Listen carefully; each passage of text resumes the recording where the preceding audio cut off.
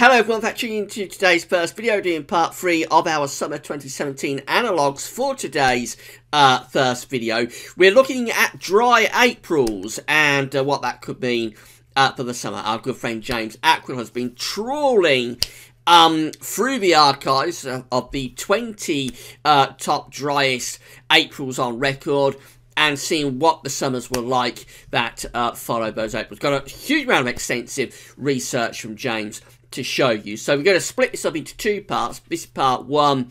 It's part 3, but it's kind of part 1 of the April analogues. And then we'll have part 2 of the April analogues, which is supposed to be part 4, really, next Sunday. So, bumper edition for dry Aprils. And next Sunday we actually put the dry Aprils together with the other things that we've looked at in terms of the analogues so far this season, which of course is ENSO and also the warm Marches. So things will start to be put together next week. But I'm going to talk you through the 20 driest Aprils on record in a second, and then of course we'll see what the impacts of a dry April could be, if there is any, on the summer. Before we go on with that, just say what's coming up later on today at Gad's office. It's going to be quite a busy day because over lunchtime we're going to be having a very quick sneak peek.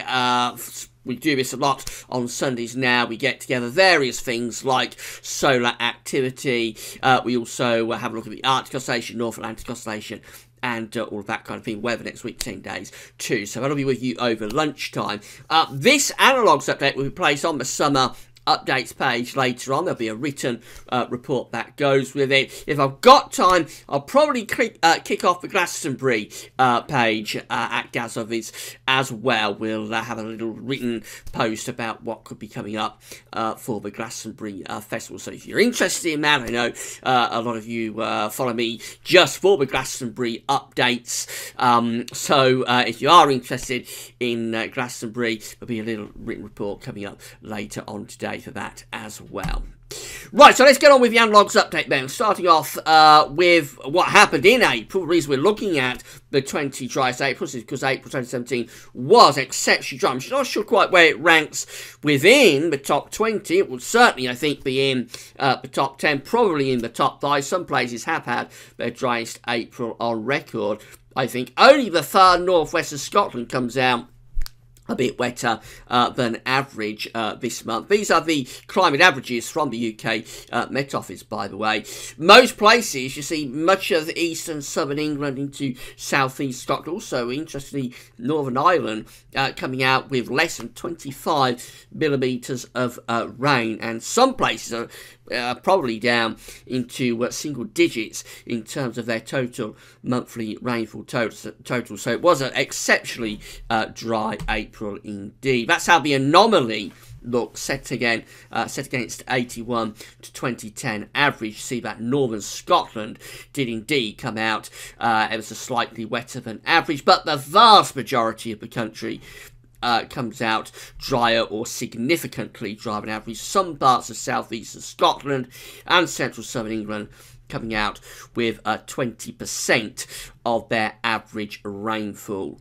So what could that mean for the summer? Let's have a look at the top 20 driest years that had driest Aprils on record and see what those dry Aprils led to in terms of their summers.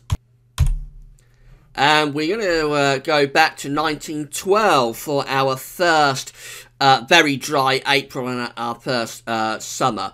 So this is what the summer of 1912 looks like reanalysed following that very dry April of 1912. We finally have above average heights this summer up to the north, and then a very deep trough to the south of that blocking, extending through the Atlantic and into the UK. The summer of 1912 was an exceptionally poor summer, one of the worst summers of the 20th century, and you'll not be surprised why, because the reanalysis shows a very, very deep trough centred across western parts of Europe. So our first summer is a very, very poor one. Summer of 1914 is our second summer, and that one shows that we have an area of above average heights to the north, below average heights to the south. It looks like the jet stream would be on a bit of a southerly track as well. That's another pretty poor summer there, the summer of 1914. Not as bad as 1912, but wouldn't be much to write home about. 1921 is our next summer. This one looks a little bit different. We have an area of above average heights, a bit of a ridge out to our west. The trough is going down into Scandinavia, and the flow will be doing something a bit like that. So it's probably not as unsettled as those first couple of summers we was looking at. It wouldn't have been much to write home about, though. The flow would be coming around from the northerly point of the Atlantic, so it certainly would be a hot summer. But I suppose a little bit better than the first two summers we looked at. Then we've got the summer of 1929, and this one looks pretty atrocious as well. Deep trough of low pressure around the UK. A ridge is up to the north around Greenland.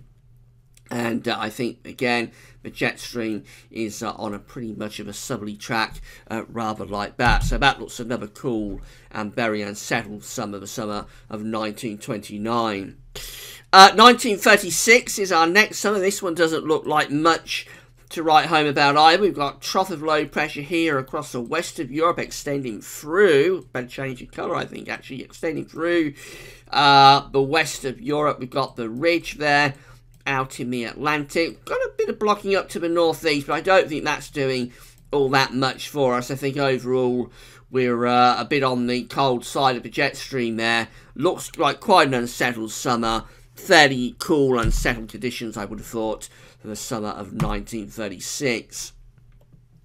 1938 keeps it going, so again, we've not seen anything so far that would indicate a particularly hot summer, certainly for these years before 1950. They're all coming out pretty cool, pretty unsettled following these warmer Aprils. So we've got the trough extending through the west of Europe, the ridge through the central part of the Atlantic. High pressure is there up to the northeast, but again, I don't think it's doing all that much for us. Our flow and jet stream is going rather like that. Looks generally quite a coolish and changeable type summer there for the summer of 1938. 1954 is another one. This is another very, very poor summer, I'm afraid. So there always has been an idea, but if you get a very dry and quite warm, but particularly get a very dry April, it may translate back to a poor summer. It appears that these analogues are backing up that idea at the moment. So the summer of 1954 was, again, one of the worst summers of certainly the 1950s, one of the worst summers probably of the 20th century, with the UK placed on the cold side of the jet. That's a very deep trough around the north and the west of Europe. That looks like another very poor summer following the dry April of 1954. Now we've got to change. 1955. This one is a better one. Look at this. We've got an area of above average heights there over the UK and extending to Scandinavia as well. The low pressure is up to the north and, interestingly, a little bit to the south. So clearly there's a split going on with the jet stream, with some of the energy going up here, some of it going down here. And we are placed under this ridge. The summer of 1955 was one of the best summers of the 1950s. A very nice summer, that one. So that's our first summer following a very dry April. One of the top 20th driest Aprils that looks like it's a decent summer. 1957 takes us back to the poorer side of things. So, again, the trough extending here across the west of Europe, the ridges in the Atlantic, and we're on the cool side of the jet. 1957 is an interesting summer because it starts off very warm in June and then it rapidly deteriorates. So it was a front-loaded type summer. And interestingly, some of these years, and this is one of them, 1957, do crop up in the earlier analogues packages that we was looking at in terms of Warm March and also the state of ENSO right now. And next week, as I say, we'll have more on this and we'll put all of this together. So we'll put together the dry Aprils with those other things we've looked at, ENSO and the Warm Marches, and you'll be able to see how all of these things do come together, or whether indeed they come together Our next year is 1958. Clearly a lot of very dry Aprils through the 1950s, quite interestingly. So our next summer is 1958. This one looking very poor summer as well. Here comes the jet stream through the country. We've got the blocking up to the north. So we've got blocking, we're on the cold side of jet under the trough. That looks like another poor summer for 1958. Quite a long gap then to 1974. So obviously the 1960s didn't have any notably dry Aprils in them. So our next summer is the summer of 1974. And this one looks really unsettled summer as well. We're again bringing the jet stream through. Low pressure is up here to the north and west of the UK. It's very zonal signal there, Atlantic driven type summer. I think the summer of 1974 was the last wetter than average season that we had in the UK until the autumn of 1976. So after the rainfall that occurred in the summer of 1974, the drought started then through the autumn and winter of 74-75, carried on throughout the whole of 75, carried on into 76, culminating in the great drought of the summer 1976, and then the autumn 1976 finally turned wetter and had another wetter season. So that was the final wet summer before the long dry spell, the summer of 1974. Now, this is another one that keeps cropping up in these analogues that we're looking at this year. So it's 1976, very dry April in 1976, which was a continuation, I was just explaining, a continuation of the very dry conditions that begin at the end of 1974 and just carry on and on into 76. So we get a very dry April in 1976, which is part of the drought that's occurring through the mid-1970s, and then we arrive at the summer. And I say this year, 76, is cropping up quite a bit in these analogues that we're looking at this year. So this one, of course, the great drought, big area of blocking high pressure around the northwest of Europe, very easterly type summer, bringing lots of hot easterly winds, very dry, hot summer, the summer 1976. The summer of 1978 is our next one. This is in complete contrast to 76. This one's a very cool and quite unsettled summer. So we've got high pressure out to the north and west of the UK. We've got low pressure to the south and southeast. And yes, we're bringing the winds in from the east or northeast or possibly northerly times as well. It was a cool summer and unsettled summer in 1978. 1980 is our next summer. This one also very unsettled.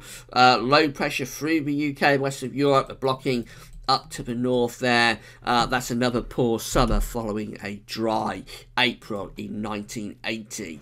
1981 looks like this. So we have the ridge out to our west. We have below average heights to our east. Fairly dry summer, this one, but quite cool with the flow going rather like that. We're placed on the cool side of the jet stream. We do block off the Atlantic a little bit with that ridge, but it's odd summer, really, quite cool and dry, which is an odd combination for summer. Very often it tends to be hot and dry or cool and wet. So to have cool and dry in summer is quite an unusual combination. 1982, this is a slightly better summer. It is still quite an unsettled summer, especially so in June. But we do have a little bit of high pressure up to the north and to the northeast. We're doing something a bit like that with the jets. So we have a very unsettled June, and then it just get quite a bit warmer, I think, through the second half of the summer in 1982. But obviously not a particularly good summer. 1984, the next one. So a run here of dry Aprils that we're looking at. So the summer of 1984 is a decent summer with high pressure close to the country. Just did the historic video covering the summer of 1984. Of course, that was quite a hot summer there in 84. Quite a gap then to 1995, and well, it's interesting that we have 1976 and 1995 in the analogues package. So we find that the summer of 1995 looks like this. Again, very dry summer and also a hot summer as well. It wasn't quite as hot as 1976, but it was actually drier, interestingly, summer of 1995 than 1976. The drought wasn't quite as severe generally. Some places were hit very badly by the drought in 1995, but generally the drought wasn't as bad in 1995 as it was 1976, probably because it was a one-off season, if you like. Earlier in 1995 and through the early 1990s, actually, there was quite a wet spell, whereas 1976 comes after a prolonged dry interlude. I'm off on a tangent on that. In terms of the analogues, so it's a dry and very warm, if not hot summer, and yes, we're bringing in a lot of easterly winds in the summer of 1995. And this is another hot summer. Look at this, 1997. So we get into the more recent years, and suddenly we're swinging into a slightly different scenario that could be possible from a dry April. In the more modern years, we're starting to move into hotter summers. So 1997 has below average heights to the south.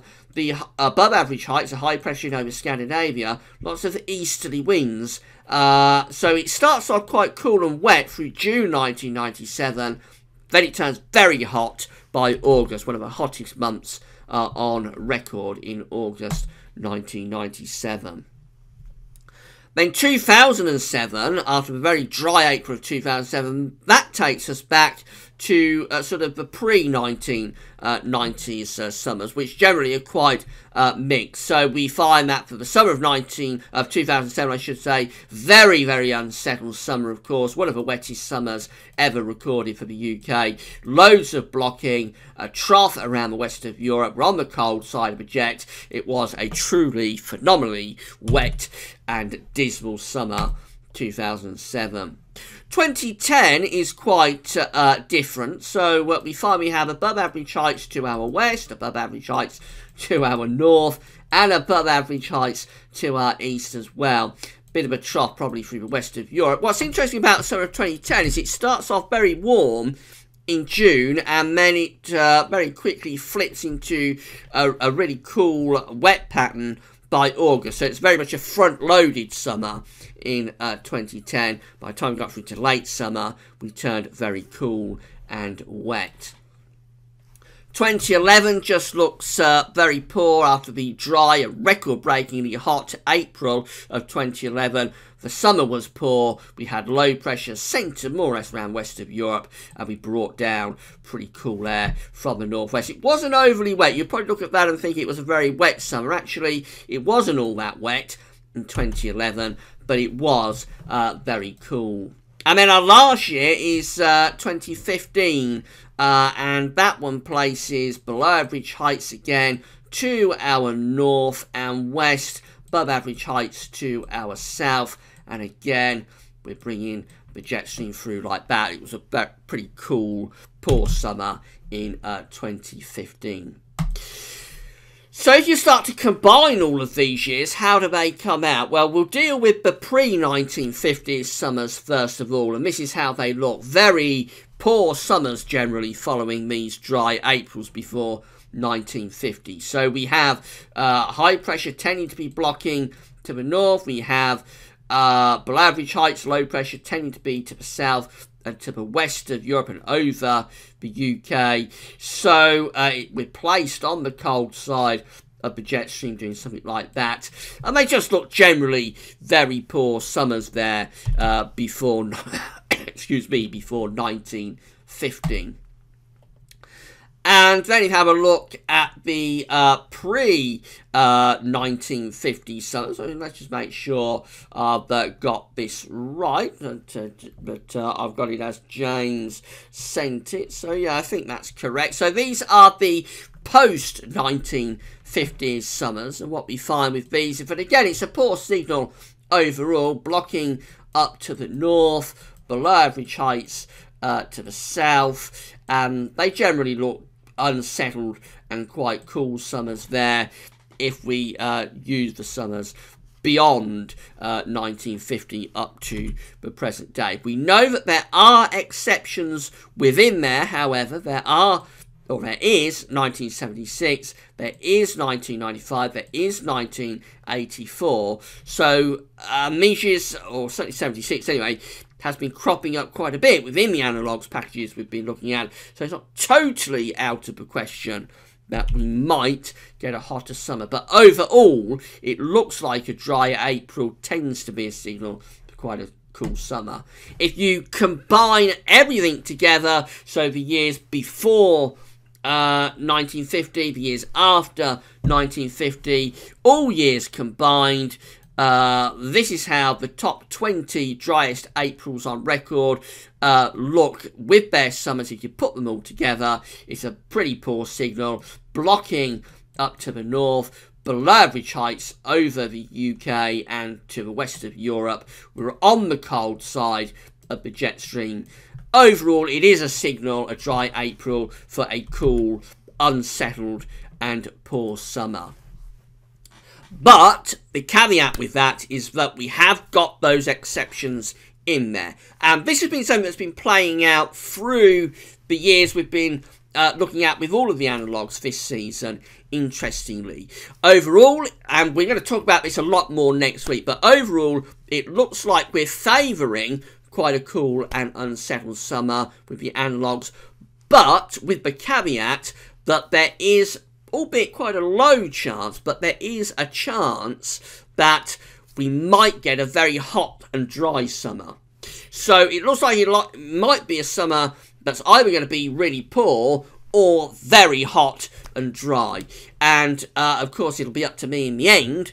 I've got the rest of the analogues to look at and the final model update to do. It'll be up to me in the end to decide where I'm going to pitch a forecast within those boundaries. So it's a very interesting season, this one, because whilst, yes, overall the signals appear to be favouring cool and unsettled summer conditions, we do have those caveats, and 1976 is the main one that keeps cropping up through the analogues.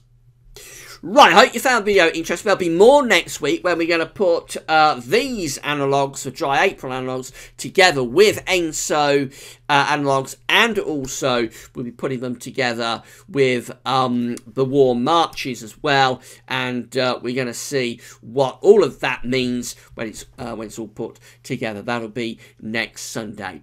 Later on today, we're going to do the Gareth Office Sunday Roundup, and of course this video will be placed on the summer forecast and updates page later on with a written report that goes with it. Big thanks as ever to James Ackrill for sending these analogues through. I couldn't do these analogues updates without James's input, so a big thank you to James for that. And all it remains is to say come back at lunchtime for the Gareth Office Sunday Roundup. That's all for now. Thanks for watching.